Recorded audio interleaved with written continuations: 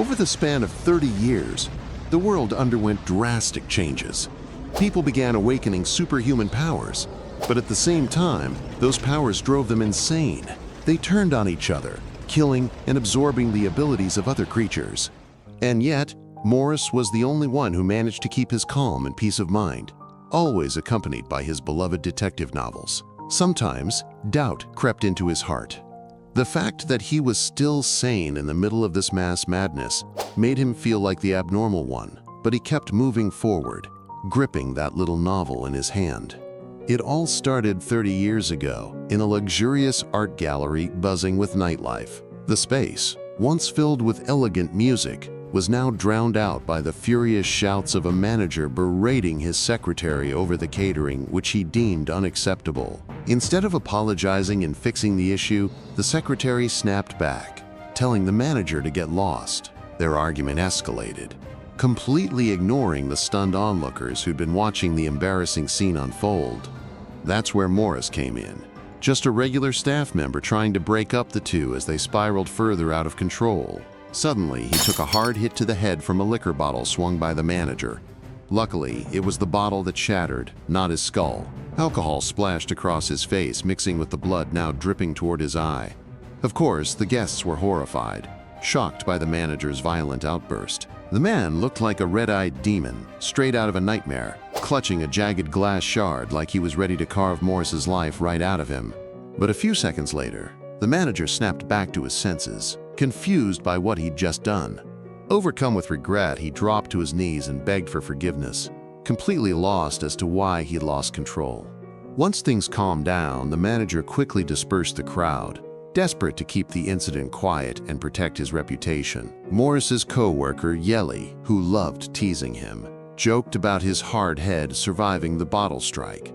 She was more concerned about the broken bottle than him. And honestly, Morris's hard-headed reputation wasn't just for show. Morris sighed and admitted he didn't have a choice. He was the only normal one here. Normal in terms of sanity, at least. His vision, that was a different story.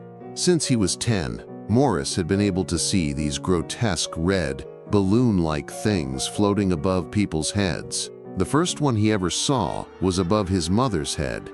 Back then, it was just the size of a regular balloon.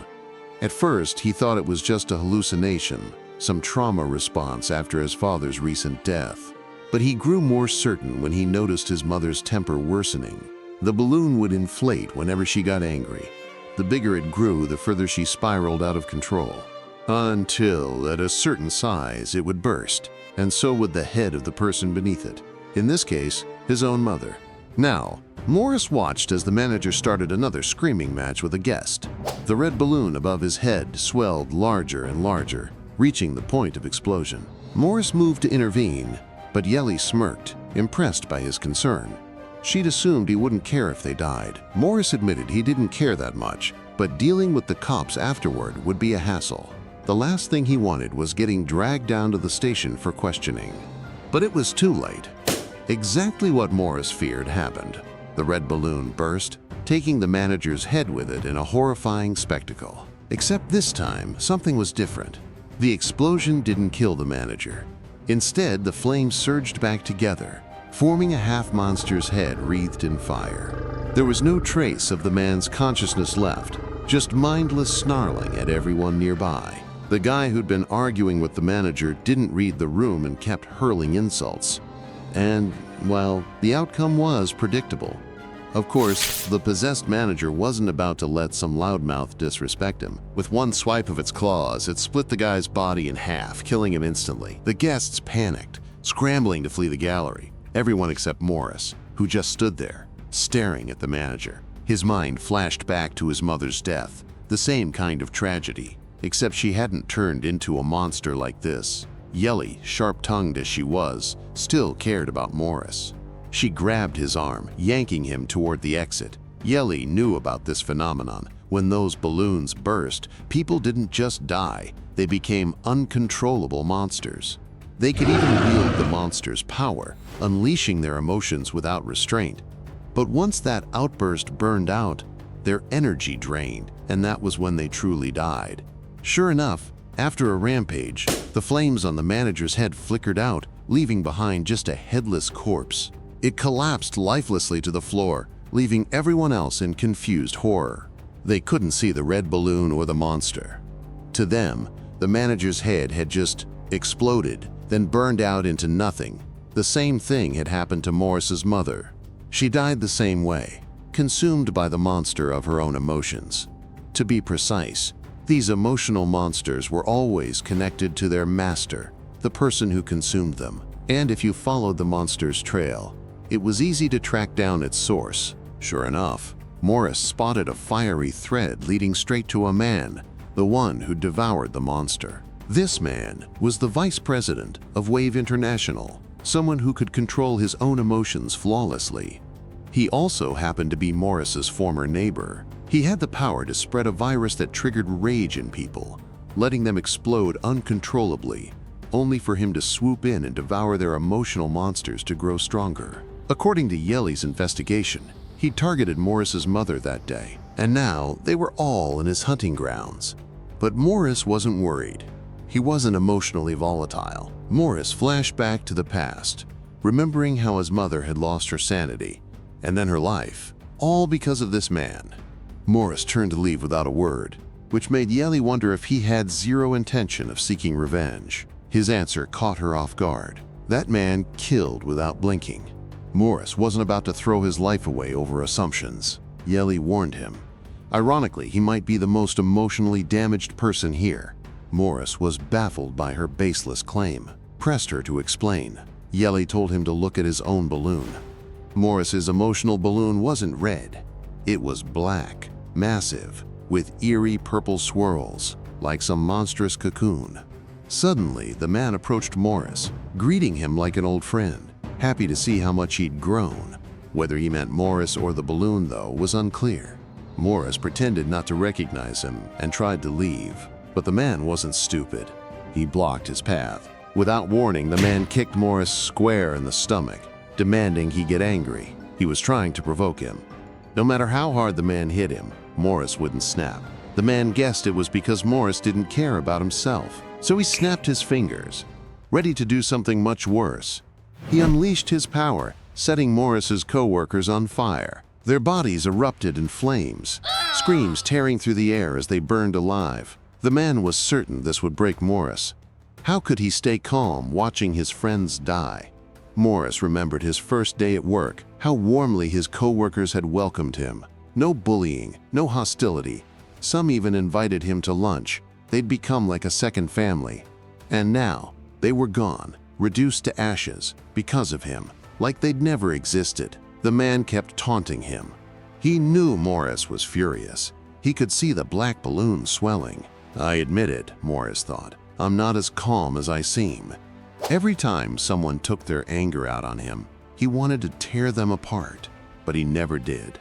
Not out of fear, not even patience. It was because he understood.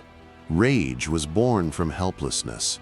People always regretted it later, drowning in guilt once the storm passed. His mother was proof. He still remembered her tearful apologies after her outbursts. He knew losing control always ended in regret. So he chained himself to rationality. But after what this man did to his friends, did rationality even matter anymore? Another part of Morris wanted to unleash everything, to erase this man in vengeance for his mother and co-workers.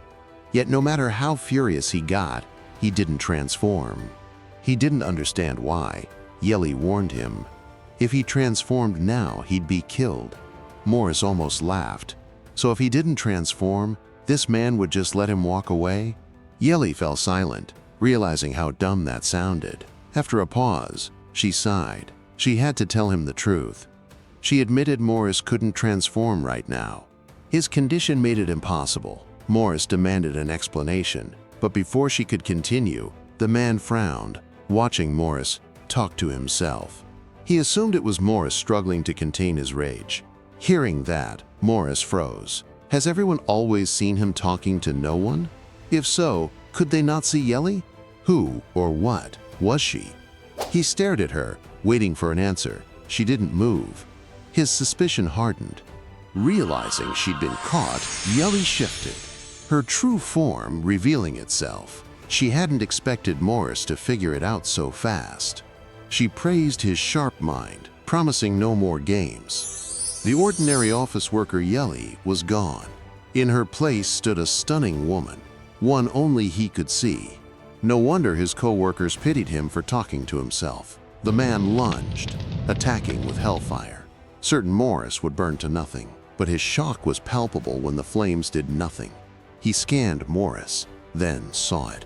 Something horrifying looming behind him.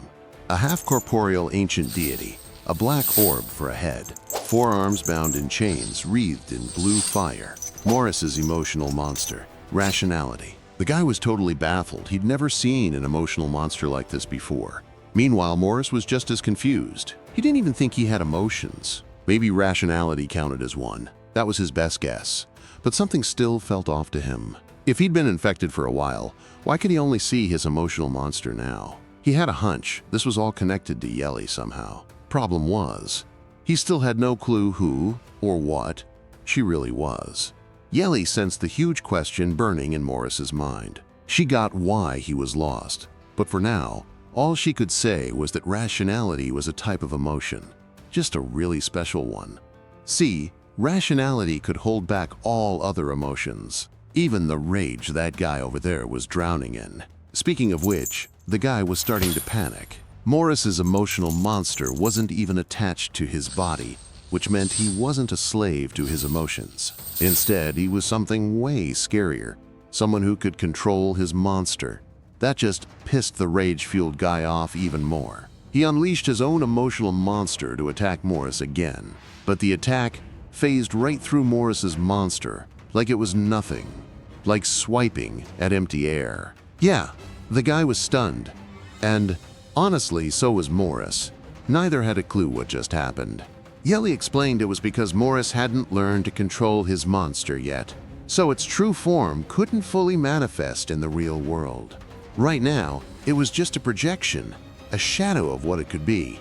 Of course, the guy caught on fast, and he wasn't about to waste this chance. He went straight for another attack. His monster, a massive fireball with a human face, surged toward Morris, jaws wide open to swallow him whole. Morris didn't even flinch. The monster clamped down on his head. The guy was thrilled. Finally, his plan was working, until it very much wasn't. The monster couldn't chew through Morris. His head just stuck in its teeth. No blood, no screaming, nothing. Yelly had expected this. Morris had spent years bottling up anger. His resistance to rage was through the roof. To him, that monster's attack barely tickled. Feeling mocked, the guy snarled and ordered his monster to drag Morris instead. Yelly nudged Morris to borrow power from his own emotional monster. Then, a burst of blue flame shattered the guy's monster into pieces. Morris had tapped into his emotional monster power. 2 of his fingers had morphed into monster claws. That was more than enough to wreck anything in his path. Seeing the fight was hopeless, the guy bolted to save his own skin. But Morris wasn't letting him go this time. One powerful leap, and he was already chasing the guy down. The guy kept firing off weak flame attacks as he ran, desperate to slow Morris. Yelly clarified that the emotional monsters Morris killed weren't gone. They just vanished temporarily. So the guy could still use their power, but it was a fraction of what it had been. Morris chased him out of the room, the bright moonlight overhead bearing witness to their showdown. And that showdown happened on a luxury yacht cruising the open ocean. And not just any yacht, the Emperor of the Sea, a world-class ship sailing off the coast of Donghai City. Yelly warned Morris how dangerous it'd be to kill the guy here. This yacht was controlled by someone else's emotional monster. To keep that monster fed, certain transactions happened on board, and hunting regular people was its favorite snack. The worst part is that guy was a VIP here. Killing him would piss off the ship's owner. And right now, Morris was way out of their league, like ant versus giant levels. In other words, if Morris let him escape now, revenge would be off the table forever. Meanwhile, in the VIP room of the cruise ship, a few people were gathered around a creepy, half-human statue placed right in the middle of their table. They thought the statue was one of the finest pieces of art. But in reality, it had a horrifying backstory. It was made from the actual body of a woman who happened to be a prime minister's daughter. A man named Victor, the owner of the statue, wanted to give it to the cruise ship's owner as a thank you for the facilities and cooperation during the voyage. Captain Liu, the ship's owner, thanked Victor for the gift, impressed by his boldness in collecting something so macabre. They kept chatting casually until suddenly a servant approached them. The servant, one of Captain Liu's subordinates, reported the chaos caused by Morris and another guy, and how that guy's life was now in danger because Morris was beating him to a pulp. One woman spoke up, saying they should just let the guy die since he was nothing but a useless troublemaker. She even wondered how he'd qualified for the hunt on the ship in the first place. After a moment of thought, Captain Liu decided to save the guy, just to give him a chance, and then kill Morris if he turned out to be a nobody. Meanwhile, Morris was seen slamming his fists into the guy's face, hitting him hard while the guy couldn't fight back at all. After knocking him to the ground, Morris choked him, ready to finish him off. In his eyes, the guy didn't deserve mercy for all the things he'd done. Feeling death closing in, the guy suddenly confessed that he knew the real culprit behind his mother's murder. Morris didn't stop. He stabbed the guy's shoulder as a warning. Next time, he'd kill him if this turned out to be a lie. The guy started talking about a mysterious man who'd secretly spread a virus and was hunting newly born emotional monsters. He admitted he was one of the infected victims, but instead of killing him, the mysterious man let him live, stabilized his emotional monster condition, and turned him into a subordinate. That man had ordered him to infect others, take over his role, and then force him to kill infected people. After killing the infected people, he'd absorbed their emotional power to strengthen himself. Morris demanded to know the mysterious man's identity and where he was hiding. The guy warned Morris not to mess with him if he wanted to stay alive. That man was powerful now, but with sheer terror in his eyes. The guy couldn't reveal his identity, fearing he'd be hunted down to hell itself. Done with the talk, Morris decided to kill him right then, sending him straight to hell to meet his victims. Out of nowhere, Captain Liu's subordinate arrived and uttered a bizarre, terrifying command, ordering Morris's heart to stop beating. It sounded ridiculous at first, but shockingly, it worked. Morris's heart suddenly stopped, freezing his entire body. He collapsed to the ground, freeing the guy from death's grip. The subordinate greeted the guy, apologizing for being late, and introduced himself, saying Captain Liu had ordered the rescue. The guy thanked him, then glared at Morris's motionless body, ready to stomp on it. But suddenly, Morris moved again. He was alive, slowly getting back up. The guy panicked and hid behind the subordinate like a coward. The subordinate was confused. His ability should have worked perfectly. This wasn't possible. Even Morris was baffled. He'd felt his heart stop, yet now he was alive like nothing happened. Yelly knew the subordinate had the emotional power of arrogance body command, letting him stop a target's heart with just words. His emotional body rank was 2 levels higher than Morris's, so his power should have worked. Except Morris had a rational-type emotional body, which weakened the lethal effect. Even then, the enemy in front of Morris was way out of his league right now. Morris was suspicious of Captain Liu's subordinate, who was an emotional body, because he couldn't see the guy's emotional monster. Yelly guessed that the servant's monster was still in the mind realm, just like Morris's. Usually, Morris could see someone's emotional monster since those things lurked at the border between the real world and the mind realm. But if the monster was still dormant, it'd be deep inside the mind realm, making it nearly impossible to spot. The guy then ordered the servant to restrain Morris's body. He wanted a little payback for old grudges. The servant understood the request and commanded Morris to kneel. Unlike before, this time Morris couldn't resist the force. He dropped to his knees exactly as ordered. Yelly explained the unique trait of a command-type emotional body. The less threatening the order sounded, the harder it was to resist. Seizing the moment, the guy stepped forward and slapped Morris across the face while he was helpless. Smugly, the guy trash-talked Morris's mom, some worthless ordinary human who'd ended up as his prey. He bragged about revealing the truth of the night she died. That night, Morris's mom had bought ingredients and cooked his favorite curry as an apology for losing control earlier. Sadly, her blood ended up splattering everywhere, even into the curry she'd made. And the truth was, She'd been picked as a test subject for his powers. His master had suggested targeting a neighbor, who just happened to be Morris's mom.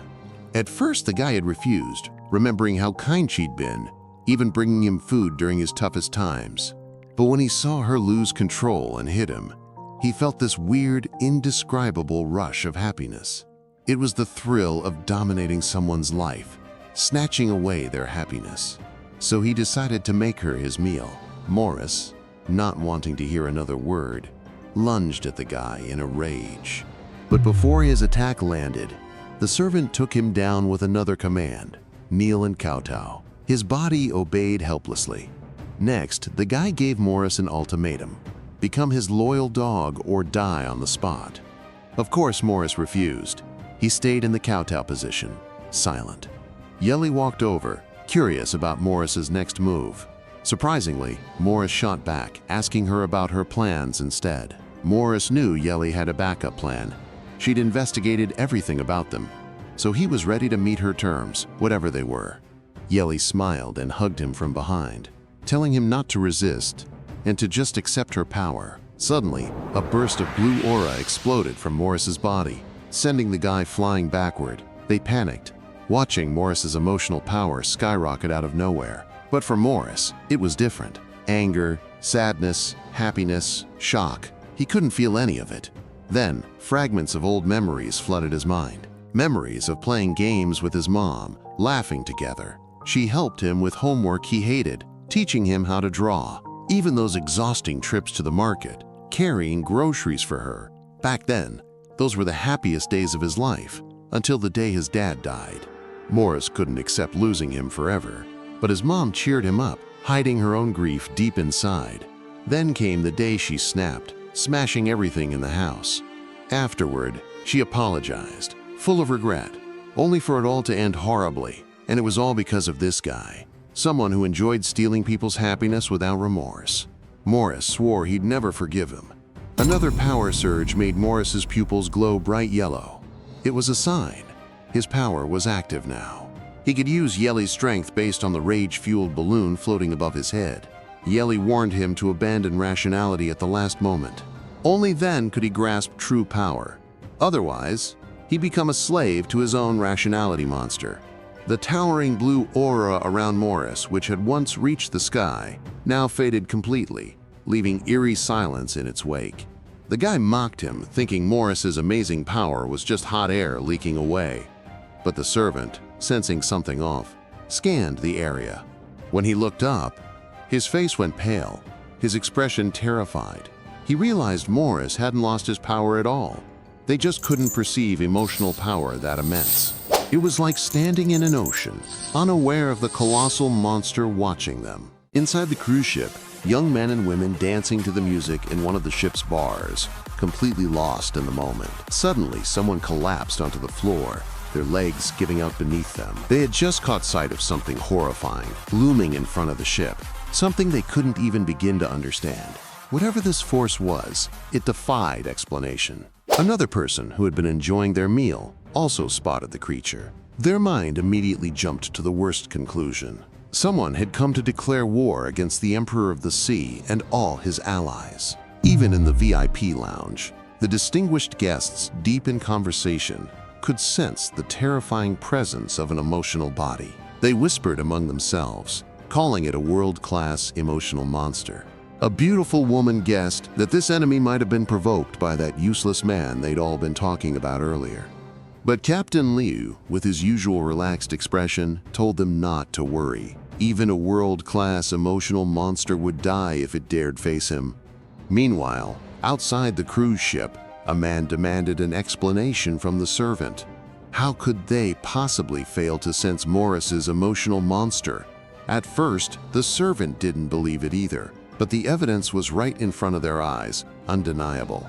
A towering figure loomed before them, radiating an oppressive aura on par with a world-class emotional monster. The servant could feel its power clearly. The servant felt like they were staring death in the face, a ghost coming to claim their life. They urged the man to run while he still could, but before they could react, before could even get a proper look, before could leave any last words, Morris ripped their heads off like he was plucking weeds, his expression completely blank.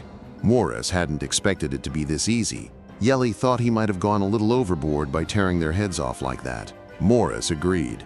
He should have tortured them first before sending them straight to hell.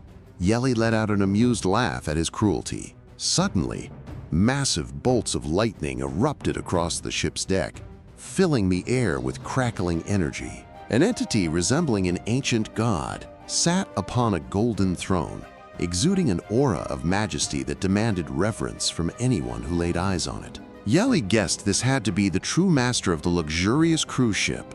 Captain Lowe stepped forward to confront Morris, declaring that he'd give him a death sentence for not knowing his place. Captain Lowe began chanting that sounded like an incantation. The air around Morris started glowing, tiny flickers of light floating around like fireflies.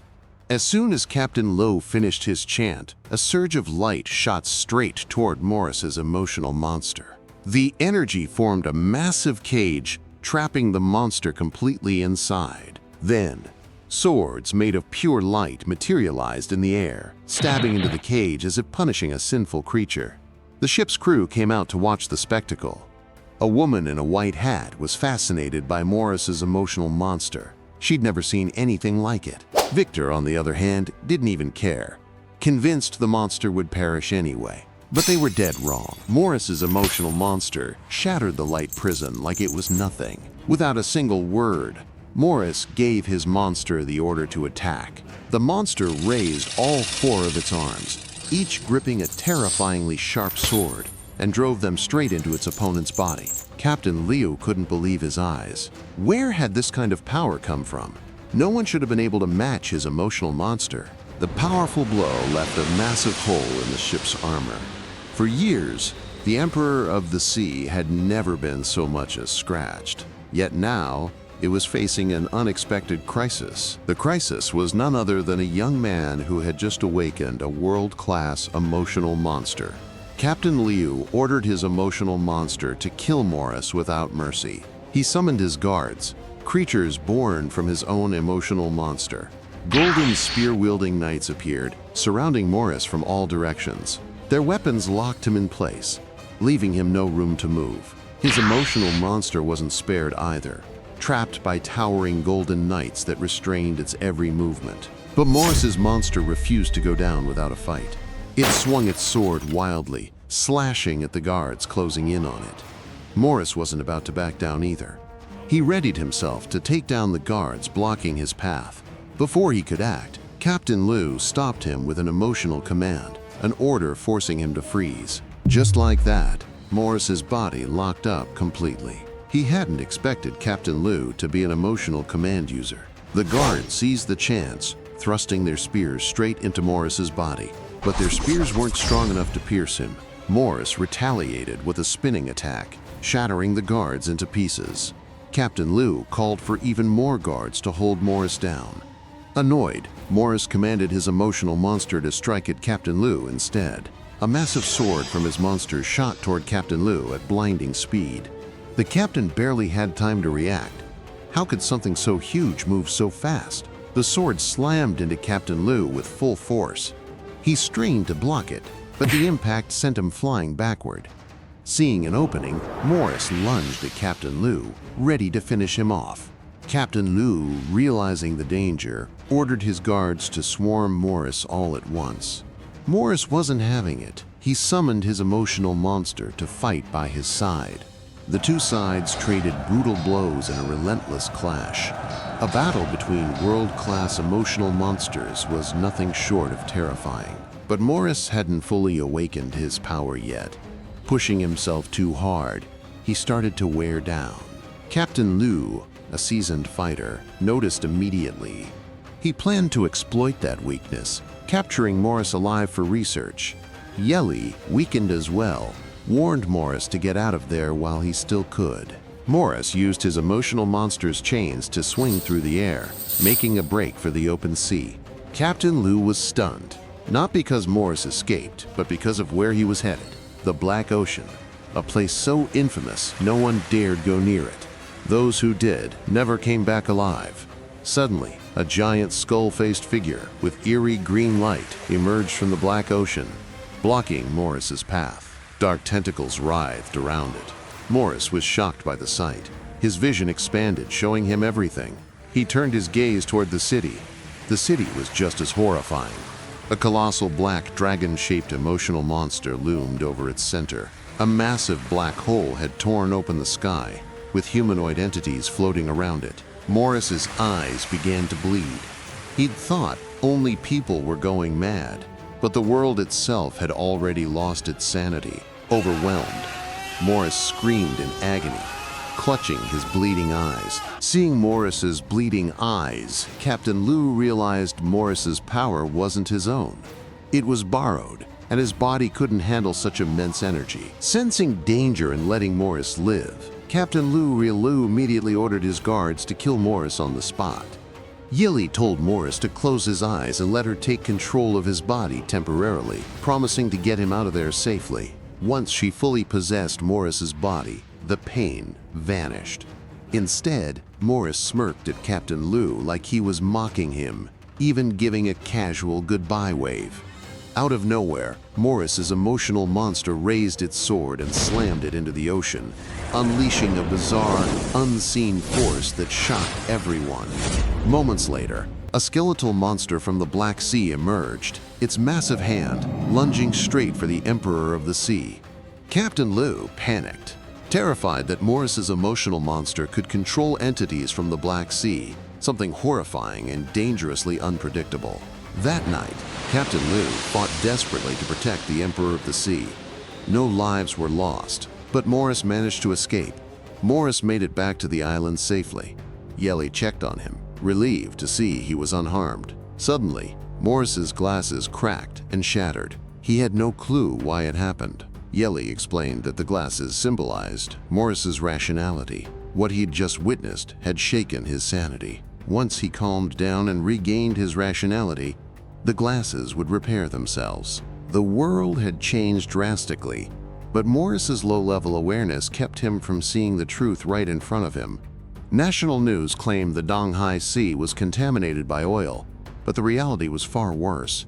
Emotional monsters had taken over the area. A year ago, an out-of-control, world-class emotional monster had gone wild in a massive battle, becoming the feral beast now lurking in the Black Sea. The same went for the city and the cruise ship. Everything was under the control of emotional monsters. As for the entity in the sky, Yeli guessed it was the emotional monster Envy, though she wasn't entirely sure. Strangely, Morris couldn't hear anything. He had no idea what Yeli was talking about. Yeli figured it was normal. His level was too low to comprehend these things. Forcing it would only break his mind. She also warned Morris he could never return to his normal life. Danger would always follow him, and battles would become routine. She hoped he wouldn't hate her for dragging him into this new world. Surprisingly, Morris took it wisely. He didn't blame her. In fact, he thanked her. He'd never felt so alive before. It was like a rebirth. Then he asked Yeli who she really was and what he should do next. Yeli, touched by his honesty, decided to tell him everything. She was just a wandering spirit. For years, she'd roamed the city, invisible, untouchable, unheard. She existed because of people's rational emotions, but as the world spiraled into madness, rationality faded. And so did she, her memories slipping away. She was like a flame burning without fuel, destined to flicker out eventually. Then she met Morris. He saw her, spoke to her. Even she was stunned. Finally, she'd found someone who could anchor her fading rationality. With Morris by her side, he became like a furnace, keeping her from vanishing completely. That's why she'd help him with anything: money, power, influence. She will do the best to help him get what he wanted. In return, Morris had to grow stronger, strong enough to face the sky's secrets. Though some memories were gone, she still felt a strange familiarity, except with the entity in the sky. Since this was their new beginning, they reintroduced themselves properly, vowing to protect each other as the rising sun witnessed their sacred promise. Meanwhile, the beautiful woman from the VIP room grew curious about Morris and ordered her subordinates to dig up information on him. She was intrigued by how he'd controlled another world-class emotional monster from the Black Sea. Using her family's influence, The mighty Song family, she planned to capture Morris and uncover the force behind his borrowed power. Yelly and Morris ventured deeper into the forest, discussing their next move. Morris was still hell-bent on uncovering the truth behind his mother's death. Based on the info from that guy earlier, the culprit was someone powerful and well-connected. Morris knew he didn't stand a chance against them. For now, Yelly suggested they find a safe hideout first. If the Emperor of the Sea's lackeys caught them, they'd be done for. But weirdly, Morris remembered he was supposed to be at work, except all his co-workers were dead. He also had no clue how they'd survive without money. Still, he snapped back to reality. Things had changed drastically, and for now, he'd follow Yelly's lead. Yelly was relieved Morris was mentally prepping for what lay ahead. She then led him to a place she claimed was safe. After walking a while, they spotted a city with towering buildings. Turned out, it was a mental hospital. Inside, they saw patients who were clearly mentally ill. Some staring blankly like idiots, others laughing to themselves. Morris was baffled. How the hell was this supposed to be a safe haven? Yelly warned him not to underestimate the place. Isolated as it was, it specialized in treating emotional disorders. Someone like Morris, who could control an emotional monster, would catch the attention of Shia's highest authorities in Donghai City, maybe even land him a spot in their organization.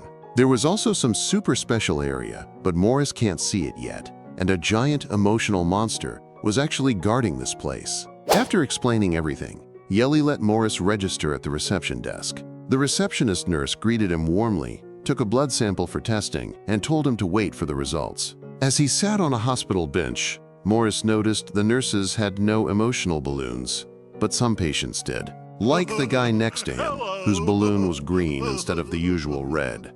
That was because Morris's powers had grown. Now he could see different emotional types. The green balloon means a virus spreading happiness. Infected people laughed non-stop for no reason. Out of nowhere, a woman behind him struck up a convo, assuming he was there for a checkup too. Morris casually agreed. She seemed curious since he looked totally normal. Honestly, she seemed normal too, way more aware than the others. Annoyed, she admitted she was fine, but her parents had forced her to come. She then dropped some information. The hospital had two sections, A and B. Section A is for those who already infected but haven't transformed, but Section B is for an emotional body who has lost control. Serial killers chained up, completely deranged. If the hospital rejected her, she'd have the perfect excuse to go home. Worst case, she'd land in Section A, but no way they'd send her to Section B, since she wasn't insane. Just as she finished reassuring herself, a nurse called them both. Her face went pale. Her prediction was dead wrong. They followed the nurse, who casually bragged about the hospital's luxury facilities, way fancier than any five-star hotel. The woman kept muttering about how this made no sense. She wasn't that messed up. Meanwhile, Yelly was impressed that the hospital could detect emotional monsters just from a blood test. Soon, they reached a massive gate, more like a fortress. Guards watched them from the rooftops, making the whole thing even sketchier. The woman panicked. They were taking her to Section B, but she wasn't a killer. She'd never even committed a crime. Freaking out, she confronted the nurse, protesting the decision. The nurse told her to chill. The scar stuff on TV was just promo hype. Nothing to worry about. Yeah, right. The woman wasn't buying it, especially since everyone was now armed. Turns out, everyone there could see her emotional monster taking over. Morris wondered what happened to infected people who weren't recruited by the country's authorities. Simple, they got locked up or wiped out on the spot. Yelly warned Morris not to do anything reckless. Morris couldn't bear to see the woman in distress, so he lightly tapped her shoulder, urging her to calm down before the guards saw her as a threat. He used logical, reassuring words to settle her nerves. And just like that, his words worked. The woman slowly regained her composure, and the monstrous emotions swirling around her began to fade. She apologized for her earlier outburst, while the nurse could hardly believe she'd snapped back to normal so easily. Truth be told, the nurse had been terrified too. She let out a relieved sigh once the situation was under control. But then, out of nowhere, The nurse ordered the guards to shoot the woman. A loud gunshot shattered the tense silence. Morris watched as the woman collapsed to the ground. Morris wasn't happy about what just happened. He didn't see any reason for the nurse and guards to go that far. Yelly nudged him to at least show some reaction. Otherwise, they'd think he was some kind of cold-blooded freak. Still expressionless, Morris crouched down to check on the woman. Honestly, he was starting to get used to seeing death right in front of him. But when he looked closer, there wasn't a single drop of blood. Morris realized they'd only knocked her unconscious. He sighed in relief, glad he hadn't acted recklessly. Yelly praised his restraint but teased him for being slow on the uptake. The woman was carried away on a stretcher. The nurse apologized for the whole mess, saying they couldn't take risks with unstable individuals. Morris wondered what would happen to the woman next. The nurse flashed her usual friendly smile, saying they'd just monitor her more closely. She also wanted to ask Morris a few evaluation questions, surprised by how calm he'd been. She was curious why Morris had come alone to get checked. It wasn't something people usually did. Morris admitted he'd started seeing things, beings others couldn't, and he had abilities no normal person should. To get the organization's attention, he planned to use those powers. He transformed 2 of his fingers into monstrous claws. The nurse was stunned, but she quickly turned and left to report this bizarre situation to her superiors. Suddenly, she ordered the guards to shoot him too. Just like with the woman, Morris was shot from behind and dropped to the ground. The nurse exhaled in relief. Shaken by 2 emotional body incidents in one day, she made sure to praise the guard for his perfect aim. The guard didn't even get why he'd been told to shoot Morris. The guy had seemed totally calm. The nurse thought Morris was even more dangerous than the woman. She'd seen the security footage of him talking to someone invisible and suspected he had multiple personalities. Before she could finish her report, Morris's body twitched. He was slowly getting up. Morris stared at the nurse, confused, like he wanted an explanation. Meanwhile, she was just as shocked he was still conscious after being shot. Panicking, the nurse stumbled backward and fell flat on her butt. The guards freaked out too, bracing for Morris to attack her. Alarms blared as every guard rushed to surround him. Seeing their panic, Morris had no choice. He raised his hands in surrender. The nurse thought this was her last day on the job. The guards were already mentally saying goodbye to her, until Morris just gave up like that. They hauled him away quietly, then slapped restraint chains on him. The chains suppressed all emotions and blocked his powers. Right now, he was no different from an ordinary person, but something felt off. He sensed a strange energy from the chains seeping into his body. Yelly, who was basically a walking encyclopedia, explained the chains were made with rational virus. Its logic-based energy suppressed all other emotions. Meanwhile, in the director's office of the mental hospital, a beautiful woman from the Song family, let's just call her Miss Song, was on the phone with the director. As planned, she demanded he hand Morris over to her. The director, too scared to defy the Songs, immediately agreed. Miss Song was thrilled everything was going smoothly. She couldn't wait to have Morris by her side, so she could torture him just like the man in front of her. The bright, beautiful afternoon sunlight blanketed the mental hospital where Morris was being treated, making the outside world seem peaceful and inviting. But inside the hospital, that beauty didn't mean a thing. The woman who was treated yesterday started to lose control. The nurses tried encouraging her to keep her emotions in check, but instead of calming down, she only spiraled further.